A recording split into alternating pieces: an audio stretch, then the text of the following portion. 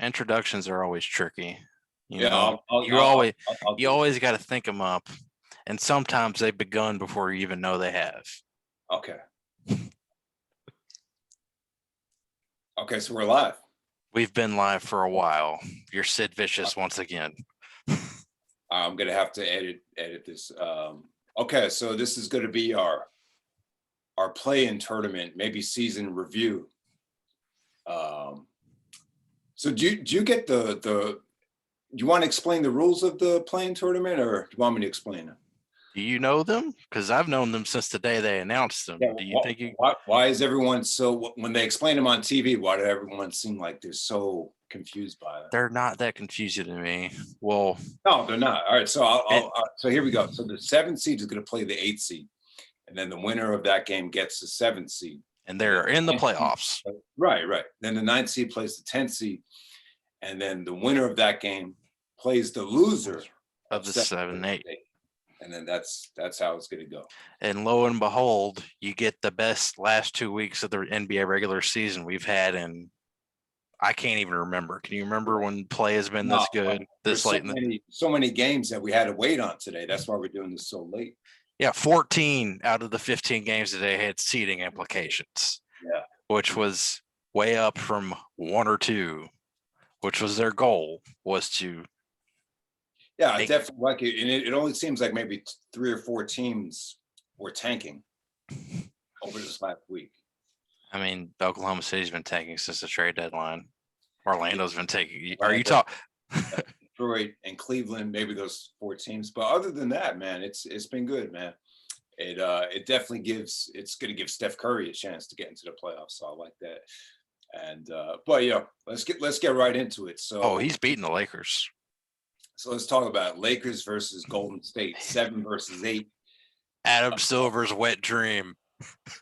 Yeah, but the thing is, when you do it like this, though, you potentially are not going to have the Lakers and Golden State in the playoffs. That could potentially not having one of those teams in that's a loss of revenue. So if you look at it that way, it's more of a negative.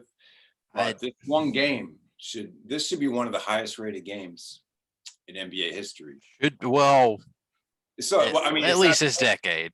yeah, it's not technically an elimination game, but you know, well, how do you see this game playing out with Lakers and Golden State?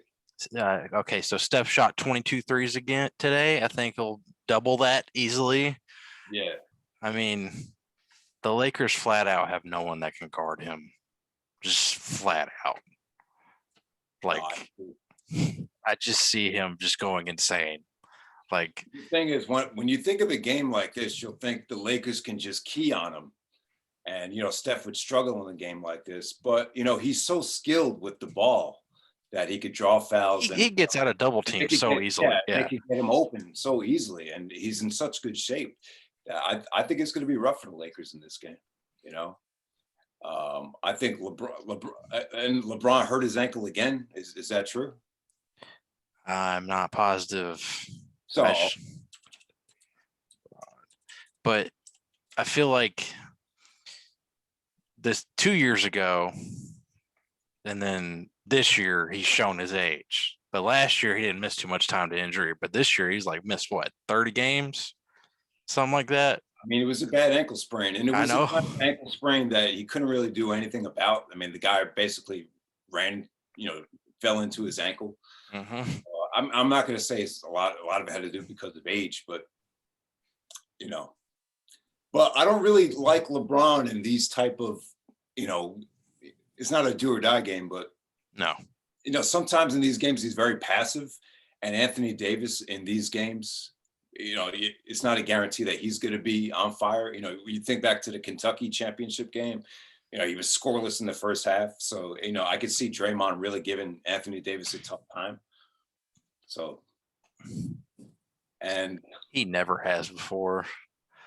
Like Draymond was chirping about how good he is at defending centers today, and Jonas Valanciunas was 12 for 15. Yeah, with Draymond checking it. What Draymond's good at is perimeter defense and being a help defender. He's not good at checking post up guys one-on-one. And besides, he'd be on Drummond. Right.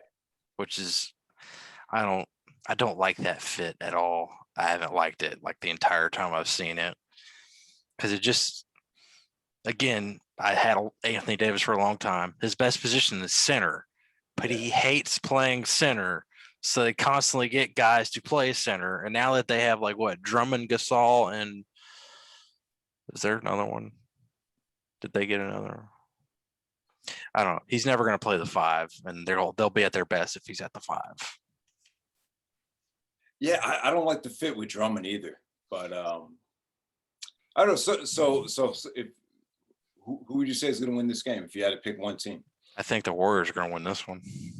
Yeah. Like, I wouldn't be shocked if it's a blowout either. Golden State, you think they've really made some tweaks to the roster as the season's gone on? They just found the main thing is that Wiggins has played well all year, which he never has in his entire career. He's been efficient. They're happy with him. They're happy with his defense. They're happy. He's fit into that role quite nicely. And really what helped them, which doesn't sound like it helped them, but it did, was when James Wiseman got hurt, and then they played veteran centers over him. And you were worried about him being so young and being so inexperienced. Kerr vocalized his frustrations with it the entire time, because he was like, this guy didn't play in college. He's not ready for this. And it's like, well, you're playing him. It's like,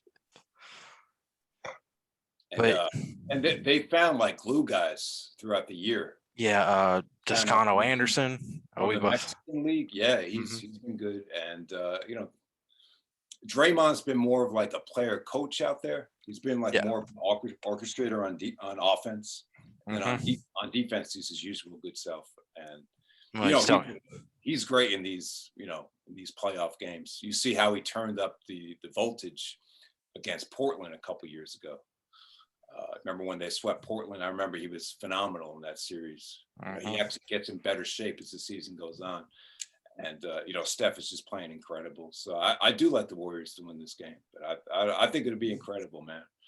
But even if the Lakers lose, they're still going to get in. Yeah, so I don't see the Grizzlies or Spurs beating the Lakers or the Warriors. I don't think either of those two teams have talent unless DeMar DeRozan decides to go supernova. I don't think either of those teams have talent to get past there. No. Like the Grizzlies Spurs game, I'm just like not interested in it at all, because they're just going to put DeJounte Murray on Ja, and that's it. Game over, done. Like, so you think the Spurs are going to beat the Grizzlies? Yes. Really? Yes. Do you know what Ja Morant shot from 3 this year off the top of your head? No, it wasn't a good percentage. Let's see. Because I'm pulling this up live because I'm good at thinking ahead.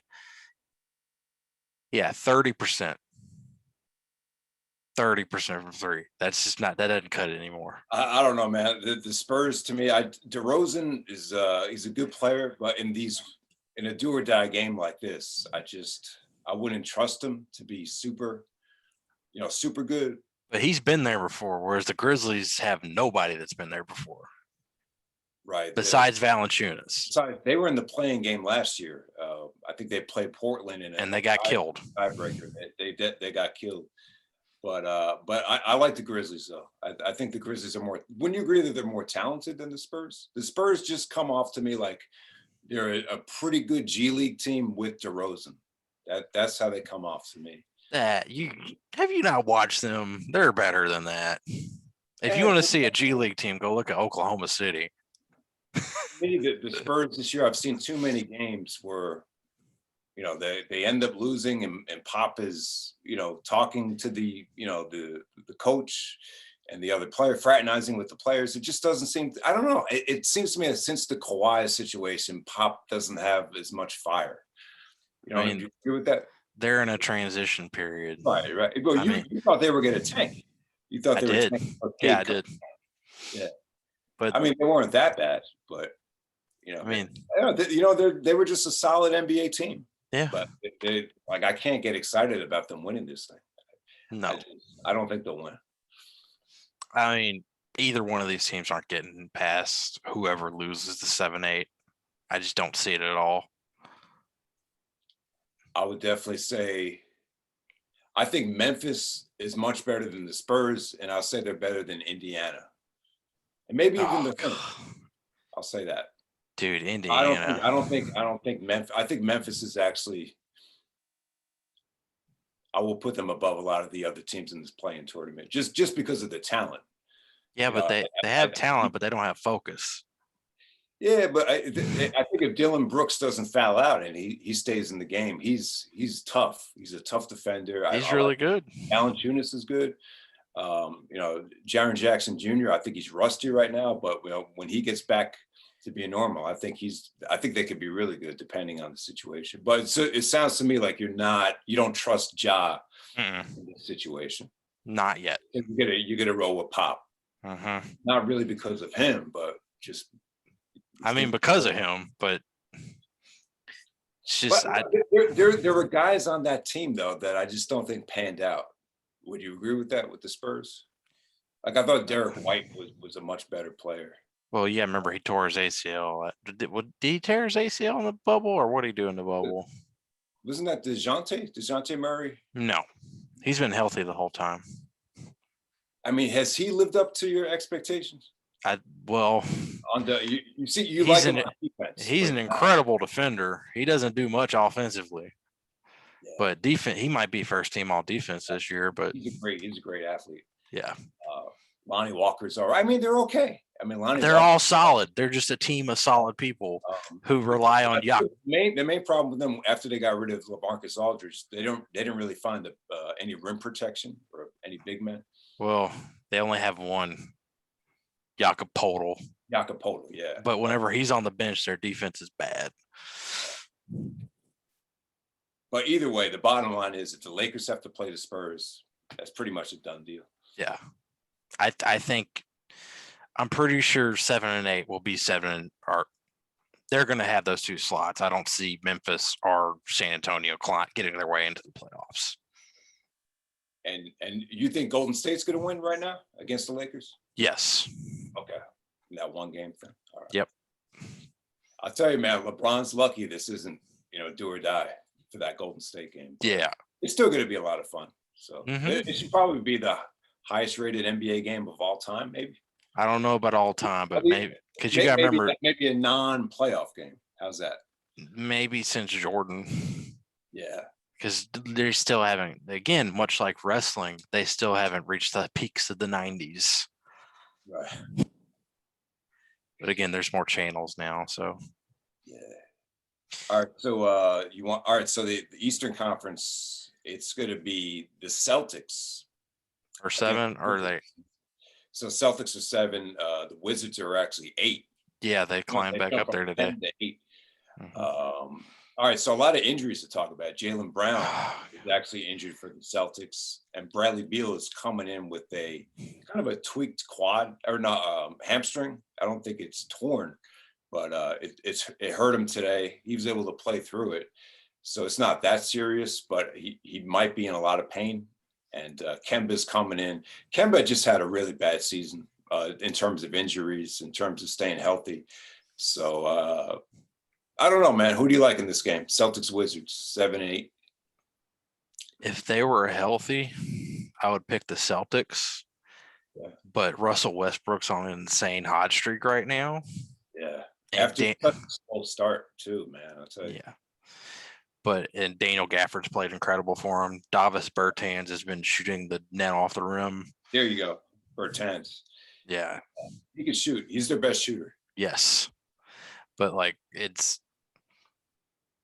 to me, the story with the Celtics is a story. If you look at the Final Four in the bubble, where they were a year ago compared to now, Lakers and Celtics are in the play-in, and Nuggets and Heat, they both have dealt with injuries as much as those other two teams as well. So you can definitely tell that the short offseason did not do them any favors whatsoever. Plus Tatum got COVID. Well, that slowed them down. I think there was definitely a lot of bubble fatigue from them. So, and then Kemba, I felt like Kemba He has been healthy all year. And he had his worst. He probably had his worst year since his rookie year. Mm-hmm. He has bad knees to begin with. I think he doesn't actually. He can't play outside anymore. His knees are that bad, which is not a good sign. But he's just. I don't know. He shot a terrible percentage, and I don't know what's the biggest mistake Danny Ainge made. I was going to ask you, looking back on it. To me, it just seems like the team is just missing a lot this year. It's just. I know there's a lot of excuses you can make with everything. But COVID injuries. But to me, the thing with the Celtics is that when they made that Brooklyn trade, everybody lauded them for getting that giant war chest of draft picks. And all they did was keep drafting players, and they never cashed them in for a major superstar. You can't, I'm not going to count Kyrie Irving because it's pretty clear his best role is a third banana, as what's evidence in Brooklyn, but they've never cashed in their chips. They've just been riding and riding and riding. Now Tatum looks like he can be a guy. Yeah. But I don't know if Jaylen Brown and Kemba Walker are like his best compliments. Okay. Yeah, man. I don't know, man. I just feel like it's particularly in this game, especially with Jaylen Brown not being there. I think Jason Tatum's just too easy to key on. I think you can force him into a lot of bad shots. I think the Wizards have been playing a lot better. I mean, they got off to such a slow start. The defense was terrible. I wrote them off. I had them completely written off. Yeah. And you weren't a big fan of the combination to begin with, because you thought Bradley Beal needed to be by himself. And to me, like most of this run, Russell Westbrook has been by himself without Beal. And since the All-Star break, he been on fire. Yeah, and they made some tweaks too. I think they got Gafford from Chicago. He's been incredible for he's like like Toscano Anderson for the Golden State, like one of those glue guys you could pick up on the way. I think like Brooklyn with Claxton. He's really what you need. He's tough. He really made a huge difference. And Westbrook he took it personal after not making the All-Star team. And I just think he got healthy. I think he hurt his quad at the beginning of the season, so maybe that hurt. Yeah. But Bradley Beal and Westbrook both have had really good years. So yeah, Bradley Beal nearly had the scoring title before Steph Curry decided never gonna miss a shot again. Yeah, Bradley might have had his best season, but the problem with this team is they're very bland. Other than those two, wouldn't you agree? They're not very deep. I will say that. Like Robin Lopez, Hachimura, and then Hachimura is going to be good. He'll be all right, but defensively, I think they were the worst defensive team through the All-Star break, I think. So, but the team has definitely gotten a lot better. I'd actually like them to win this game actually against the Celtics. I'll definitely take them. The Celtics are just coming in very weird. I mean, Brad Stevens, I don't know. He's had a bad year all around. I don't think it's all his fault, but it's just not as bad as another coach in this Eastern side playing. Yeah, the bottom line is, if you don't have players, it's not that easy, right? So no. But 9-10 at Charlotte, Indiana. What the hell is going on in Indiana? Did you see that fight between Greg Foster and Goga Batadze? It was Greg Foster, yeah. Yeah, he's an assistant coach there. Yeah. So it wasn't the head coach. No, I didn't see the actual fight. And then there's some clips of it. But yeah, talk about what happened with Indiana in the locker room. Do you know anything about it? I know that when Nate Bjorken was hired, TJ Warren requested a trade because he worked with him in Phoenix, and he just went to the front office and said, "You either hire someone else or trade me. I don't want to be with this guy." And apparently, the only person that likes him is Sabonis. Everybody else just seems not. I don't know what's going on there. I don't know. Brogdon in the holidays, they're not feeling him. No. But to me, it's like, okay, he's a disciple of Nick Nurse, and he's trying to implement all the things Nick Nurse has done. But Nick Nurse has done it with Kyle Lowry and them guys. It's like for years. you can't just like. It's hard to completely change the way a team plays overnight. Incredibly hard. It sounds to me like it's that Golden State effect where they hire the assistant and then, like the Alvin Gentry situation, it just doesn't work out like how they envision. I mean, would you compare it to that? Which Alvin Gentry time? When after Golden State won the championship. And they I think Alvin Gentry got a job, and then Luke Walton got a job. I think And, Alvin. They think they're going to implement that Golden State style, and it just doesn't pan out. To me, like when the Raptors won the championship, they thought, this guy learned under Nick Nurse. It's kind of like the Belichick thing too. To me, the biggest problem with the NBA, and this always happens, is that some team will win 1 or 2 or 3 in a row, and everybody tries to play like they did, instead of looking at their roster and being like, "What's the best way we can play with this group of guys we have?" Instead of just trying, because like the Miles Turner and Sabonis thing has never worked. Never. But they've just been. I mean, Sabonis has had his best season, but it's basically just been him and Brogdon dragging this team along. So you think Nate McMillan should have never been fired? They overreacted to the bubble.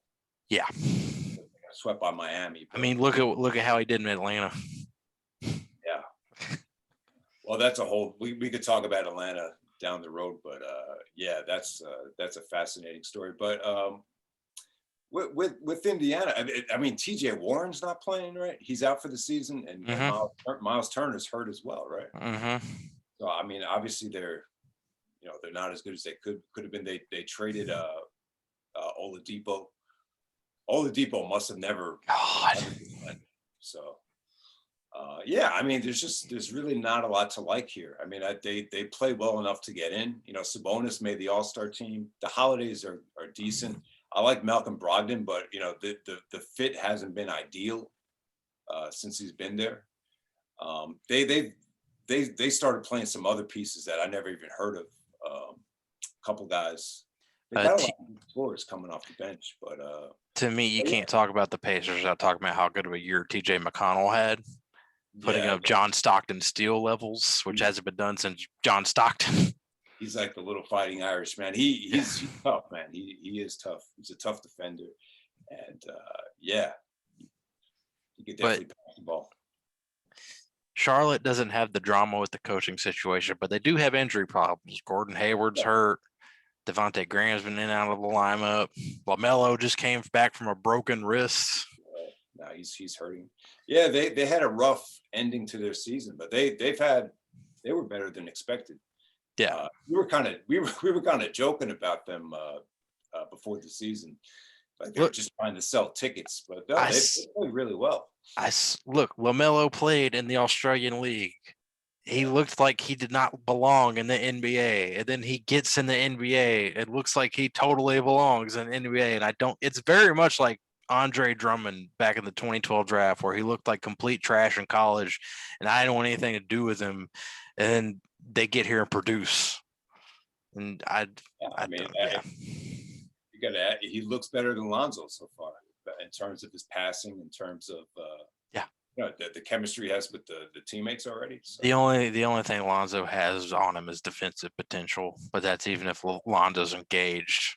Yeah, but bottom line is it's been a fun team to watch. Dare I say, maybe one of the funnest teams in the league. I mean, the other guy, Terry. I mean, his former teammate, Gordon Hayward, Terry Rozier, had a great year. They're reunited in Charlotte, and he played great. And what's his name? Bridges. Is it Miles Bridges? Yes. He's really good. Yeah, he got a lot better going into the season. So yeah, it's definitely been a success for the Hornets, no matter what. We all crack on Jordan. We've been cracking on Jordan for like the last decade with these good God. But yeah, man, it's been I like the Hornets to win this thing because it just seems like Indiana is just they're very average, and they're not definitely not as good as they were last year under Nate McMillan. So I just feel like whoever comes out of this 8th seed situation is just gonna get swept by Philly. That's between Boston, Indiana, or Charlotte. I think whoever comes out of that, because I'm pretty sure Washington is going to grab 7th. They're just going to get swept by Philly. Like, these teams are just limping along. Now, I mean, so what do you think of this playing thing? I mean, do you hope they go back to it?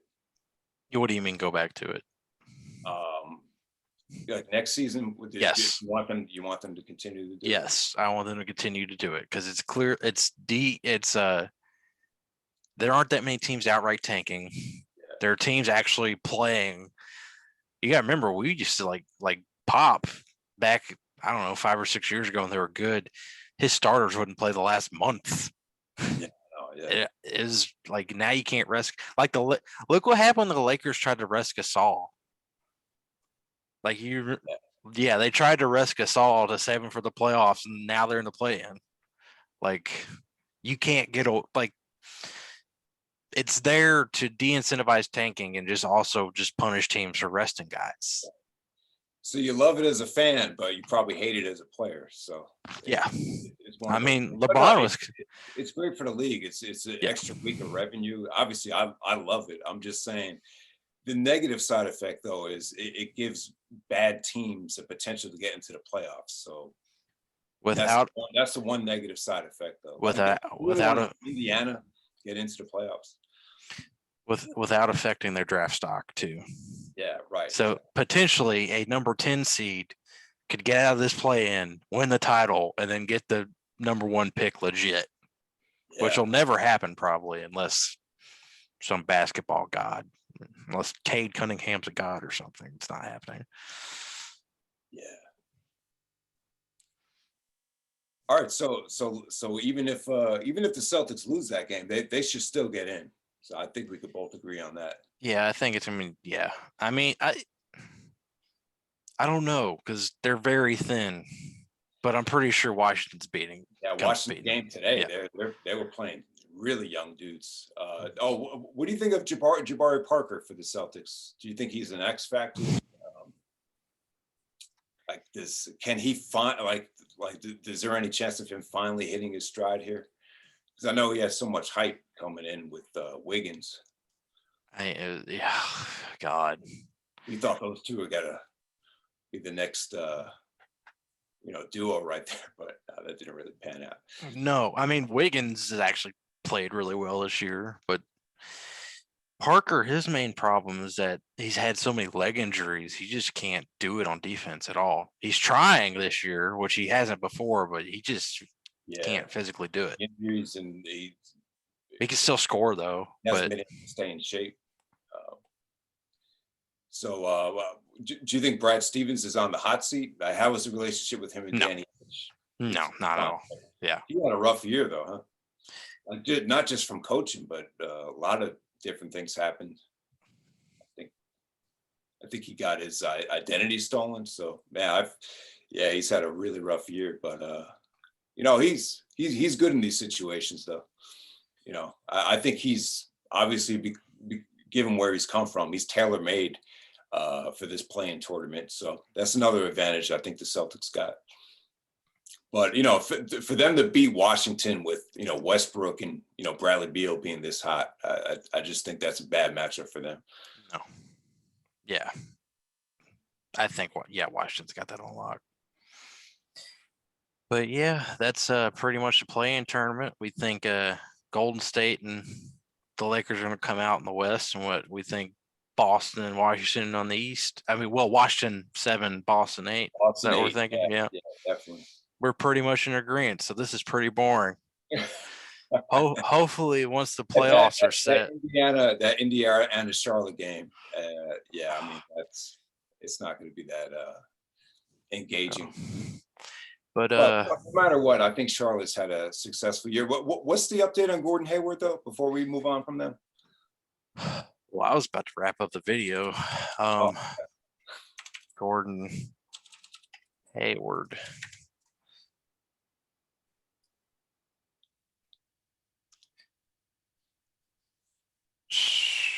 He's not going to be available for play-in game, but they think maybe playoffs to get in. Man, the injuries keep screwing him up, huh? Yeah. He got paid though. He got $120 million from Mr. Jordan. So who outbid the other two teams trying to get him by 30.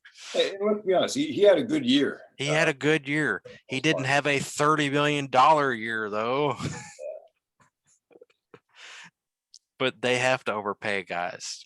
Terry Rozier, I would say, outplayed his salary this year. Oh, no, which definitely. I never expected him to at $18 million a year, but he did this year. He was the guy giving the Celtics shit for overpaying for Kyrie and Gordon Hayward in Boston. So, yeah, it's funny that they're reunited there. But, yeah, I mean, did you want to mention anything else about the season with what was it? The 50-100 thing? Oh, well, we're not even talking that he's on the Hawks. We're not even talking about the playoffs yet. We could save that for when we come back when the playoffs happen. Which is when? I can't even remember. When do those start? They start on May 22nd. But do you want to just do a quick MVP? You want to give your MVP? Yeah, it's Nikola Jokic. And if you think it's not Nikola Jokic, you're dumb.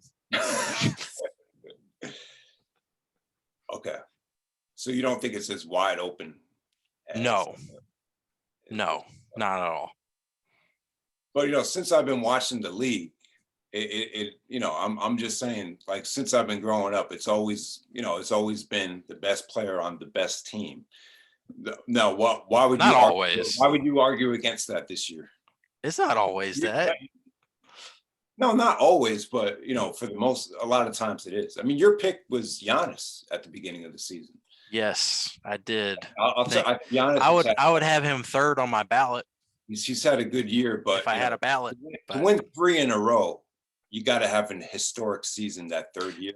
The last one to do it was Larry Bird, and that 85-86 Celtic team was pretty historic. So yeah, I mean, I don't think Giannis is going to win just on voter fatigue. But I don't know, man. I think Chris Paul has a chance of winning. That's not that team. He just elevated him. That team, they were going to make the playoffs either way. Like, to me, the award for Phoenix is Monty Williams deserves Coach of the Year. That's the award for Phoenix. Yeah, I would definitely agree with that. To me, I don't. Here's the problem with Phoenix. I know you're going to say they were undefeated in the bubble, so it doesn't really matter. But when you won 51 games, they won 51 games in 72-game season, Robin. When you look at it, though, like, if Chris Paul has taken a team that has not made the playoffs in 10 years, and are they going to be the number 1 seed? God. We should have been more prepared. Yeah, me falling asleep during the first quarter of the Laker game, that didn't help. But yeah, they had a chance to be the number 1 seed. So I could definitely see Chris Paul winning the MVP. The Jokic thing, it's not a slam dunk for me. And I think a lot of Utah's number 1. Utah's gonna be number 1. Now, do you think Jokic is getting so much favoritism here because of what he did in the bubble?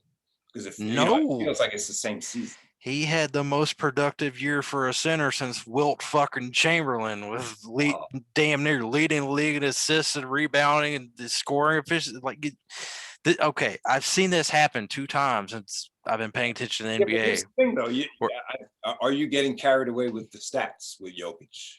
Look at their record since Jamal Murray went down. Yeah, well, that's the argument that you gotta have with Jokic. I know, I love him. Right? He's been fucking incredible. But I do think, and LeBron doesn't have a vote, does he? No. He doesn't have influence in who's going to win this thing, right? No. But I could just see guys in that inner circle not going with Jokic in this situation. Oh, yeah, there are people. I could see Chris, I think Chris Paul will get some votes, Giannis, Joel Embiid, Steph as well. That would be my literal ballot, not in that order, but those 5 guys. Luka's the favorite. Luka had such a slow start, but he's come on. He might finish top 5, arguably. So Damian Lillard was a favorite at one point, but because of Portland's record, he's definitely not going to win the award. They fell off a cliff. They did. I mean, that's a story for another day, but But yeah, we can come back once the play-in wraps up and talk about this stuff more. Utah, who's going to finish higher in the voting, Rudy Gobert or Donovan Mitchell?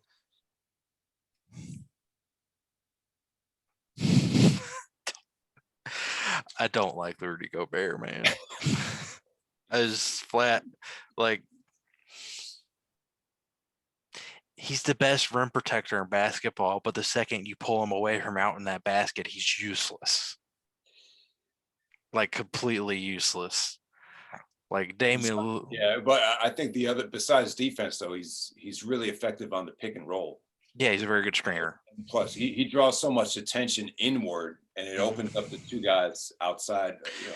To me, the biggest thing for Utah this season was really Mike Conley, and not enough people talk about that. Yeah, they Conley and Mitchell, the chemistry wasn't there last season. I think that's another difference. And Bogdanovich is playing as well. I think they are. But the bottom line is you vote for Donovan Mitchell over Rudy Gobert in terms of the MVP voting, because they both might finish top 10. I think they'll both finish top 10, but I would pick Donovan Mitchell. I mean, I didn't even think Rudy Gobert is Defensive Player of the Year this year. I'd give that to Simmons. Yeah. Draymond was just saying he would either give it to Simmons. I think he mentioned Miles Turner too. He said it was himself. Oh yeah, he's gonna go with himself. Yeah. And it's like, dude, no, you're good, but you're not as good as you were. And Draymond is playing defense and pushing in transition. Yeah, they could be scary. But I want to ask you about first team All NBA. The other thing that is debating is, do you put Jokic or do you put Embiid as the center? How would you do that? Okay, so it's still the history of the league is its position. Going back to the 90s, you'd have Hakeem, Shaq, David Robinson, all on different teams. You could never put the centers all on the first team, even though some years, Ewing and Hakeem and Shaq could have been on the first team. So how would you? They've told voters they can put either of them as forwards, even though neither of them have played more than 10 minutes at the 4 this year. Right, and Jokic plays like a power forward sometimes, like a stretch 4.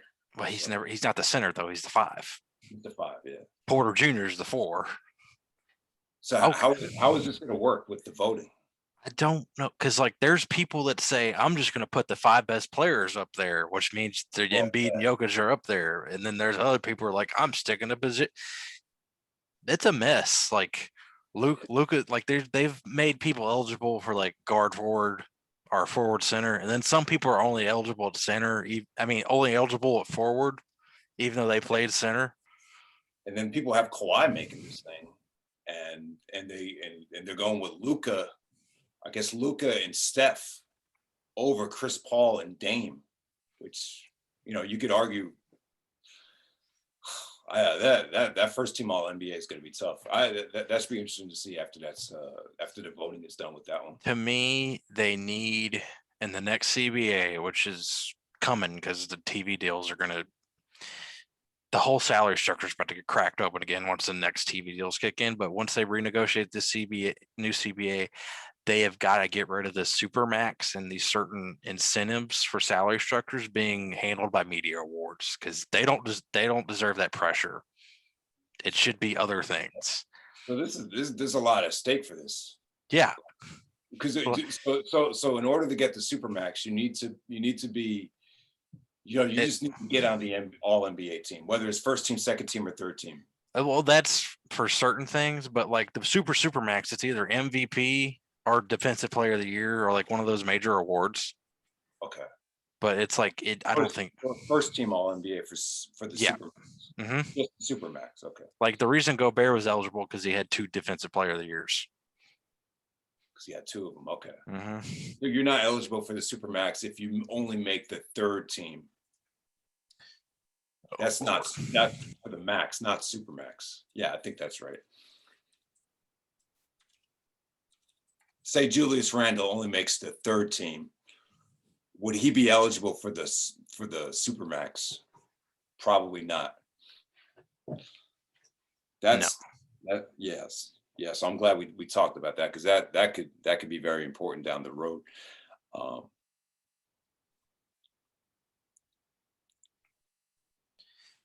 Okay. All NBA TV. Okay. It's if you won the MVP in the previous 3 years from your contract extension, defensive player of the year, the year you signed or year before, or any all NBA team. That's ridiculous. Oh my God. But you have to have like almost a decade of service. It's hard. God. That contract just With the Rudy Gobert one? Yeah. Hey man, it's paying. It's hard to argue with it right now. It hasn't engaged yet though. That's the problem, is they're going to have to re-sign Joe Ingles and Jordan Clarkson, and there's not going to be any cap money to sign them with. And trust me, they're in for a dogfight that first round of the playoffs too. It's not going to be an easy one. Yeah, LeBron. Oh yeah, let me ask you about the Pelicans, man. So it's a weird season to evaluate, but how do you feel? I was listening to David Griffin before I fell asleep. What are your thoughts on the season? Well, to me, I didn't know that Zion before the season. I didn't know Zion Williamson's best position was point guard, but then I saw it with my own eyes, and it's like, what did Rick Carlisle call him? Shaq with point guard skills. Yes, because whenever Lonzo Ball was hurt, so they were starting Eric Bledsoe, Nickeil Alexander Walker, Brandon Ingram, Zion, Steven Adams. That was the 5. And for the month from February 1st until the All-Star break, that was the best offense of New Orleans Pelicans history. And then Lonzo came back, and it was no longer great. They had some good moments this season. Probably the game of the year was that Celtic game when they came back. So they definitely had 24 power. I know you're really down on Eric Bledsoe. Oh my God. He wasn't. I mean, he wasn't the main issue though. To me, it's how do you like Stan Van Gundy just giving Zion the ball most of the time? I loved it. I loved it. So you don't think that was an issue? The issue is that the starting 2 guards would never play consistently well. Like talking about Bledsoe and Lonzo. They were never consistent whatsoever, because Lonzo, he'll either be incredibly amazing or absolutely terrible. There's no in between. There's no middle ground. And then Bledsoe just looked like he was meh all year. I mean, you see why the Bucks got rid of him for all those picks. Oh my God. I would want to trade Drew Holiday. I would give 5 up first round picks if I had Eric Bledsoe. Yes, Stan Van Gundy, his frustration level seems very high at times this season. But I don't know. I mean, when you look at this team, they're probably more talented than Utah. Like when you're just evaluating them on a talent level. This is what I was talking about with Memphis. Yeah. They're young. They don't know how to play. Well, Memphis they still have, I know it's a totally different team, but I feel like they have more of that. They still have like that grit and grind mentality to a degree. No, they don't. They got a lot of length. They play way too fast a pace for that. Dylan Brooks, man. The toughest guy in the league. But they don't walk the ball up anymore though. Yeah, they're both young teams. But like the teams aren't not involved in playoff festivities. I don't think they're worth talking about till September. Not even worth talking about. Even the Raptors, right? The Raptors kind of disappointed season too. Because all right, that team's done. We don't know what's going to happen with them till like August or September, which is weird because normally the offseason July. But and then we could talk about some more of the other playoff teams in the next video. Mm-hmm. But yeah, man. Your most improved player of the year is Julius Randle, not Kelly Clarkson, Jordan Clarkson. No, that's 6. He's going to win 6 man. Jordan Clarkson will win 6 man of the year. Yeah. Who's the other candidate? Was it Joe Ingles for 6 man? To me, if I had a vote, I would be Joe Ingles, Derrick Rose, Clarkson. But I imagine most people would be Clarkson, Rose, Ingles. Yeah. Obviously, I love the whole Derrick Rose situation. Oh yeah, I But, know you're smirking about it. yeah, I don't. I I said don't know, something man. positive about Derrick Rose in your presence, something you've never heard before. Yeah, yeah, I don't see Rose winning the award. The Six Man of the Year award. It's kind of, I don't know. Is it an award that you want to win? I mean, they usually just give it to the guy who scored the most points off the bench, even though it should be something more than that. It became like the James Harden. That was James Harden at first, and then it became like the Jamal Crawford Award. And then Lou Oh yeah, I don't know. Williams. I don't really give a shit about this. It's not really an award people want to win. Remember when Starks won it? It was like really weird. But most improved, yeah, Julius Randle. You got to give it up to him for that. Defensive Player of the Year, you got to go with Simmons. Yep. I would definitely agree with that. Rookie of the Year, would you go with LaMelo or would you go with Anthony Edwards? To me, the top three rookies were Tyrese Halliburton, Anthony Edwards, and LaMelo Ball.